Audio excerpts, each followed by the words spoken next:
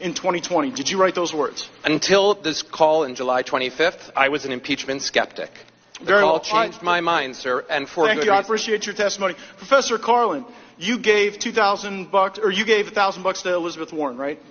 I believe so. You gave $1,200 to Barack Obama?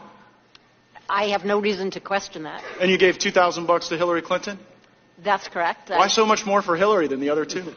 Because I've been giving a lot of money to charity recently because of all of the poor people in the United States. Well, those aren't the only folks you've been given to. Now, have you ever been on a podcast called Versus Trump? I think I was on a live panel that the people who ran the podcast called Versus Trump.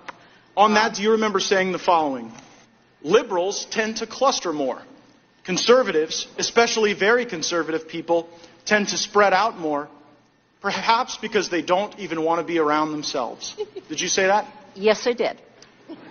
Do you understand how that reflects contempt on people who are conservative? No, what I was talking about there was the natural tendency, if you put the quote in context, the natural tendency of a compactness requirement to favor a party whose voters are more spread out. Well, and I do not have contempt hold on. for Again, conservatives. I'm very limited on time, Professor. And so I just have to say, when you talk about how liberals want to be around each other and cluster, and conservatives don't want to be around each other, and so they have to spread out, it makes people, you may not see this from, like the ivory towers of your law school, but it makes actual people in this country feel like, excuse me, you don't get to interrupt me on this time. Now, let me also suggest that when you invoke the president's son's name here, when you try to make a little joke out of referencing Barron Trump, that does not lend credibility to your argument. It makes you look mean. It makes you look like you're attacking someone's family, the minor child of the President of the United States. So let's see if we can get into the facts.